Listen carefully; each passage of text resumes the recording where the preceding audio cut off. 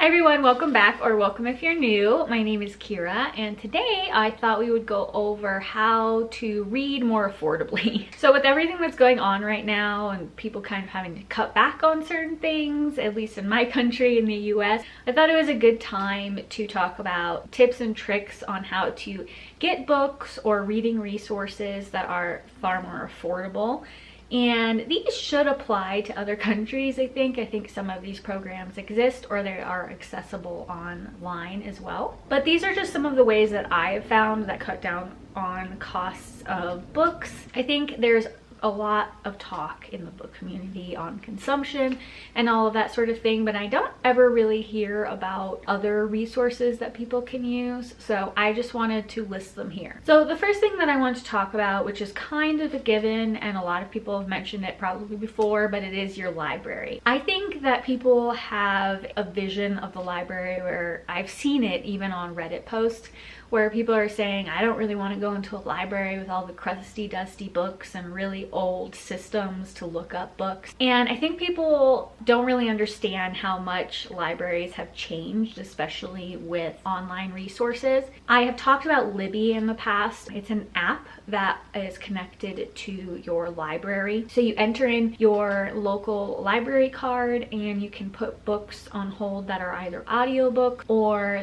ebooks.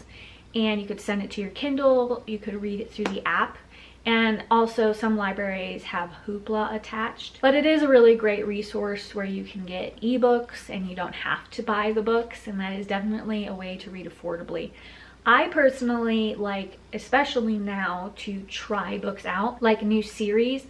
I have a lot of books obviously, and when I do buy them now, I make an effort to only buy the first book in a series, just in case I don't like it. Also, what I'm trying to do now is to try out the first book in a series through my library, either through Libby or through an actual hold. The only time I've ever put a book on hold is online. I use their online website, I type it in, see how many holds there are, you can see which locations they're at, put in that you want to hold, and the library will bring them all over. You can, of course, go in and talk to them, and their catalog system is quite a bit more advanced now, and they do a very good job at weeding out books that are, I literally saw someone say crusty books. They do a very good job at weeding those out. They get a lot of donations, and hopefully in your area you do have an area that does prioritize funding libraries. I just want to get that one out of the way because it is by far my most used resource when it comes to saving on books. And as I said earlier, only buying the first book in a series does save you money. If you don't like it, you DNF it, you just read the first book and say it's not for me, you've not bought the entire series. So that is definitely a way that you save. I think especially in the book community, there's a lot of like hauls and a lot of people just buying the whole series at once, and it kind of makes you, even for me, it kind of makes me feel like I need to get it then. And it's just like this psychological thing that I have switched by using my library, in particular using my Libby. One of the ways I read a lot is by reading in different formats, so I don't necessarily have to bring a physical book around with me. I have it on my Kindle or I'm listening to an audiobook, and I read a lot faster that way. So I think that is a really great resource to use. And just another selling point for libraries, they have a lot of clubs and things that they can use. My young children have used their play hour a lot, and it's been really wonderful. Even if you don't have kids, they just have a lot of things attached. They even have apps where you can learn languages and you don't have to like actually pay for like Rosetta Stone or something like that. So I highly encourage everyone to check out their local library, and if your local library doesn't have it, you can find library systems around the country that normally charge a fee, a yearly fee, but I find it to be less than paying like a monthly fee for Kindle Unlimited or Audible or any of those types of things. So the next thing I want to talk about is more for people that like classics. I think people don't really realize that this is a resource they have, but it's something called Project Gutenberg, and it is about books that are, I think they're past 50 years old, so they're free from the copyright restrictions. But Project Gutenberg lists books that are that age on their website, and you can download it as a resource. I have gone on there to read some classics in the past. I will say that the website is a tad bit clunky to get through, but you still get the resource and it is completely free. Particularly since sometimes the library classics, despite their age, they do have a lot of holds on them. So it is a really great way to get books. And you don't quite realize the age of some of the books that you want to read. Like if you're looking for more modern books, those won't be on there. But some books that I have been interested in, I didn't realize kind of fell into that, and I did find them on Project Gutenberg. So I think it is a great resource if you want to get into some older books or the classics or what have you. So the next thing that I highly recommend are little free libraries. So I don't know if this is just a US thing or other countries have them, but little free libraries are where individual homeowners or businesses put a small library or just kind of like a box that has a door on it on their property, and people can take a book or leave a book. So the idea is if you have any books that are on your shelves that you don't like, you're not planning on rereading, and instead of like donating them to a thrift store or something, you can take them and you can find a book that you're interested in and then leave a book there. So it is on the honor system. I have found quite a few books that are actually really wonderful. I've even found some first editions of books that I absolutely loved. So I think they are great resources. It kind of depends on where you are. So the different properties, some of them will be known as really good ones and some of them won't. There is a website where you can find little free libraries that are attached, that put it in and it'll tell you where they are. And I've kind of just taken like an hour or two and just driven around to different ones. And it really depends on the homeowner or the business or who lives there. If you live in an area that's a little bit more urban, I think you get more of a variety of books, because if it empties, the homeowner is supposed to sort of stock it. It's kind of a little bit of a responsibility. I live near some more conservative areas, and most of the books in there I feel like are weeded out and they're just not my cup of tea. But there's also some areas that are definitely like near colleges and everything, that they have far more of a variety of books. I found some horror books, I found some romance books, and there's some sections where there's kids books. So you kind of just figure out by going around to see which ones are the best. But it is a really great way to get books for free. I mean, mostly free. You really should leave something there, but it is a great way to cycle through your bookshelf. And kind of leading into that is something that is called a book swap. So a book swap mostly is just where you join a group and people will read a book and then they'll say, hey, this one's available. Sometimes they meet in person, almost like a book club, and they just do that whole, they're switching, they're talking about the books, they're eating and doing those sorts of things. Most of them I think are through Facebook, so you can look at your local Facebook area or you can set one up yourself. I have seen some advertised at local coffee shops, and I've also seen some advertised at local libraries. There is various ways, also local like indie bookstores. I don't think like the bigger bookstores do that just because they want you in there buying their book. Other areas are a lot more accepting of that. I have seen people just really arrange it online, and they basically do like a porch pickup where you say, hey, I have this book, would you like this one? And they just leave it, or they meet in person, or they do something like that. Having said that, I will say be safe with that, but it is a really great way to get books that are taken care of and something where you can kind of cycle through your shelves. And also just network with people that also like books. I know some of these are kind of clubs where they meet and have fun with that. There's also local buy nothing groups. Most of those are also through Facebook groups. And that's just, you know, hey, I have a bunch of free books, come and get them. And by its definition, it is a buy nothing. So those are definitely for free. So as with anything, it kind of depends on your area whether there is a book swap. In my area, there's quite a few of them, but in smaller areas, there might be just one or nothing. But you could always start one. Starting up a group isn't too hard. I've done it a couple of times before in different areas, and so it's been really wonderful just to get books from fellow book lovers who are very nice to the books, because you just want something that's in good condition. Hi everyone, editing Kira. I had this section filmed already, but I had some more information the last couple of days, so I kind of wanted to change this tip. So I just thought I would refilm it and just include it. But the next tip is author website, specifically when it comes to indie authors or less mainstream authors that aren't necessarily on some of the bigger websites. I've gone to their pages to try and see if I can find like a random book, and a lot of these authors have many of their books listed that you can buy directly from them, and they're typically cheaper than other places. So a lot of indie authors publish through Amazon, KDP a lot of times, and they have certain restrictions what authors can do with their books, where they can list them, and they also take a large amount of royalties. Having authors be able to list their books on their sites and then just have a stock and then send them out to people, it is most of the profits going to them besides their cost. So I always prefer doing that since I've discovered it, and it is a little bit more affordable because the authors don't have to raise their prices over what Amazon or any other publisher is doing. In recent days too, it's become a little bit more of a thing just because in a lot of the book groups that I'm a part of, a lot of the indie authors that are in their group, particularly in books of horror, was where the first I had seen it, but in a lot of my other kind of genres, they've been doing it as well. But they have made posts where they list the individual like author pages that you can go to buy. I didn't know this, so I've been recently in the last couple of days checking things out, but some authors actually sell their books through Etsy. They'll sell signed editions or just regular editions, and that's how they get their books out. So it's a really great way to support an author and get money directly to them. Some authors are not able to set up a website, or I've seen in the comments that some just didn't have the mobility to package up books and mail them every day.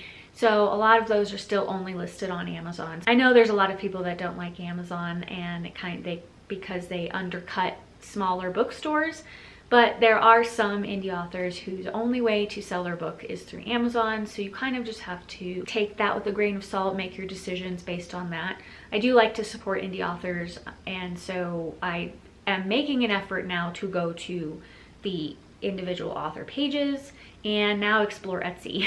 But if you are in any like Facebook groups or book groups and there are indie authors, ask them if they have direct links to their stuff, just because they definitely get more profit that way. But you also will, I think, get a better deal just because they do not have to charge up to cover the costs that they have from, you know, all these other companies. In addition, I think they interact with their readers a lot more that way, and I found out about this because one of my favorite authors, Deborah Castaneda, who writes the Dark Earth Rising series, she's very active on Facebook in particular. She did some giveaways and I applied to it and I actually got one.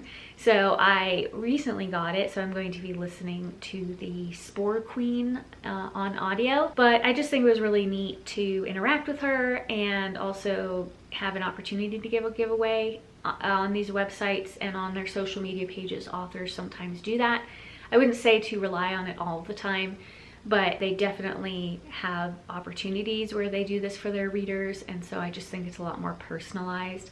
So they are places to look. You don't have to do it for every author, but there are a number of authors that I really enjoy, like Julianne Lindsay and Deborah Castaneda, just smaller authors as well that I follow, and it's just been really wonderful. I get new release information, sometimes opportunities to buy books a little bit early, so it is a great resource that I think people don't really know about. And kind of piggybacking on that, mostly getting directly from authors or publishers.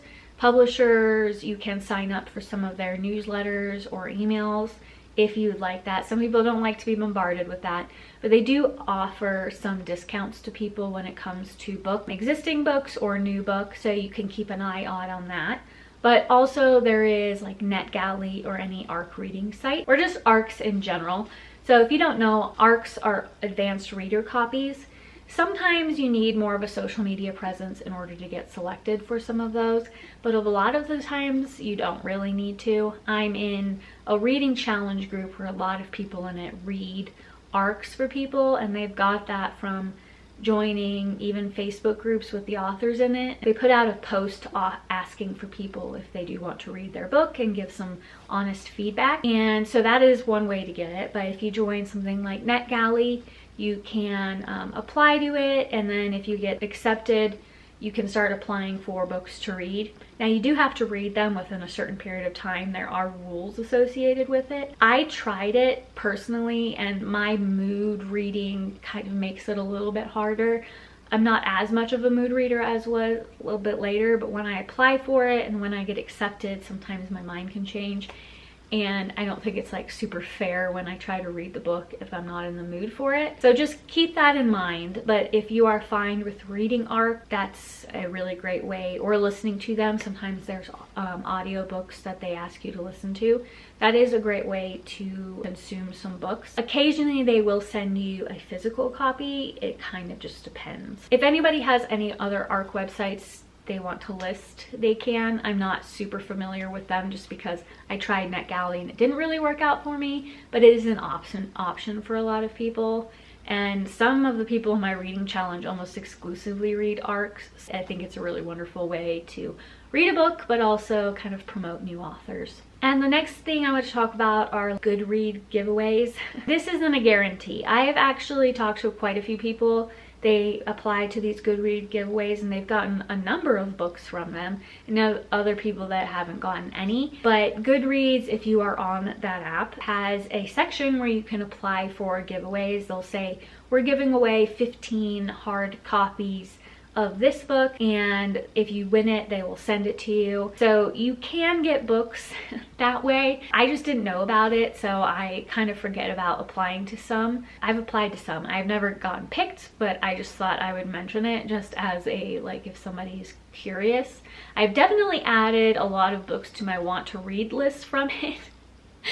But otherwise, I haven't gotten any, but there are quite a few people in the groups that I'm in that actually have gotten. So it's kind of a hit or miss depending on how often you do it. The next thing I want to talk about is Prime Reading, and that is essentially Amazon's own library. They have some titles they add to this Prime Reading library, and if you have a Prime account, you can check out these books. There is more of a time limit to them, just like a normal library, but I think it's actually pretty long. I think it might be like 3 months. I don't know if that was like the last time I looked. I don't use it as much as I did right at the beginning because it's kind of a hit or miss what's available there.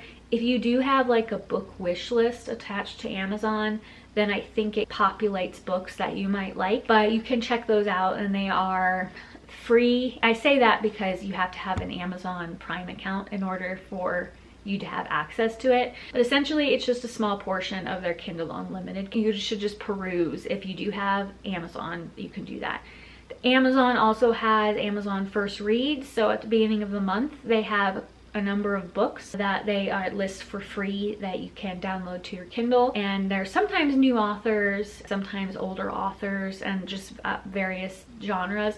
I think there's around 5 or 6 books that you can choose from, but it's just what they choose every month. And a lot of people don't really remember that First Reads exists, so I just wanted to let everyone know. So the next one I want to talk about is actually Dollar Tree, which is the weirdest thing. And it's kind of a hit or miss what's there, but I actually did find one of my Preston and Child hardbacks, which I have not been able to find anywhere, at Dollar Tree for $1.25, when online the cheapest one I could find was $30. So it was insane. It was brand new. I don't really know how I lucked out because I kind of just like looked up when I was there trying to get party supplies for my son's birthday. So it was a really, really wonderful find. I have actually found a number of other more mainstream books and some books that I hadn't heard of but sounded very interesting that I ended up really liking at the Dollar Tree. So I think people sleep on that a little bit. I really only have Dollar Trees near me, not Dollar General, so I don't really know what else is there. Sorry, planes. But it is definitely a resource that I think people sleep on. And there's also a lot of younger, like, children's books that are there that I really like. Some of those children's books, especially like the bigger board books, can be pretty expensive. And I found a number of books that my sons really liked when we went to the library, and so it was just really wonderful to get them, just because, you know, buying full price books, while wonderful, is not really always in the cards for everyone. we're on a budget, I have to find deals where I can, and I'm sure that's the same for everyone else. So the second to the last one that I want to talk about are thrift stores. I am a huge thrifter. I really like to go and search. It's like a treasure hunt, but it's also just more affordable. I am very big on secondhand and things not going into landfills and just finding things that are loved and a little bit unique. And a lot of thrift stores have a lot of books, and they end up going into landfills or kind of just shipped off places if people don't really like them. I've seen quite a few resellers just buy giant like vats of books that the thrift stores don't ever even put out just because they get so many. So I think it's a really great resource. I have found so many books that are so expensive online just because they're very rare, and I found them at thrift stores. And I'm not really going to go into specific ones. I just have to go to different stores for their prices just to see. When I was living in Santa Fe, there was a thrift store that had a very large book selection where all the proceeds would go to hospice care, or there's some places like Habitat for Humanity. Those generally have more like housing goods, but sometimes they have a little book section. In other places, they support certain charities, or there's like the bigger stores like Savers and Goodwill, and that just kind of depends on where you're at. Places like Savers will have like buy 4 get the 5th free sort of deal. Goodwill does like $2 hardbacks, $1 paperback. And I know some of them have days where they kind of clear things out for big sales, especially the smaller like charity shop. They will do a day where they're selling things. And that also goes for library sales. They do have library sales once or twice a year where you can just fill a bag, but a lot of thrift stores do that as well. So I would keep an eye on your local area and try to figure it out. If you're a big reader or book buyer, you've already figured out thrift stores, I would check in to your local thrift store, particularly if you have any of the bigger ones like Savers. Sometimes they have apps where you get additional deals, or there's certain days where things like books or certain colored items are marked down quite a bit more.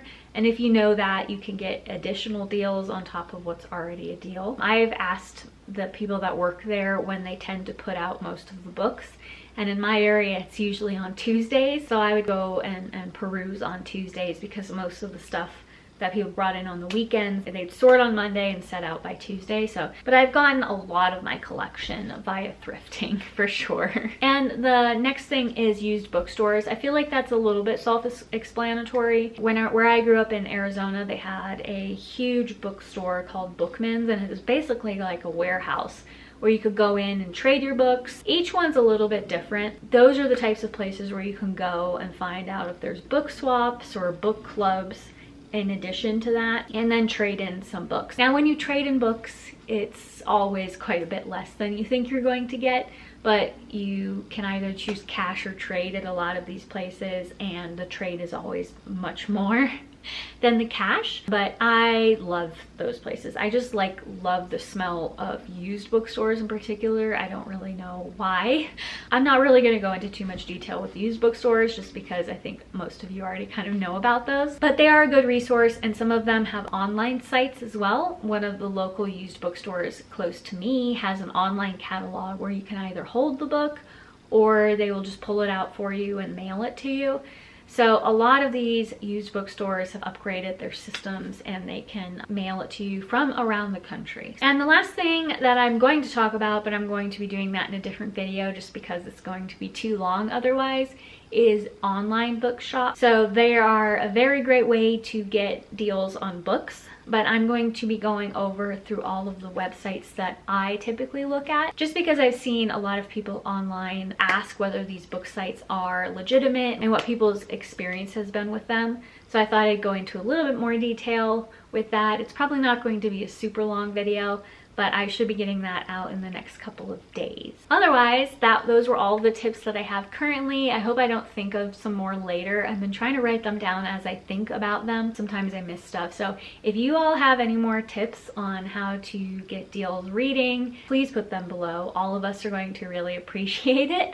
I always love getting your tips and book recs and everything. I've found such great book recs and advice from all of you in my comments, so I really love that. Thank you for joining me today. today. Hopefully you're still here. I always appreciate it. Look out for my next video about online book shopping, and I will see you next time. Bye.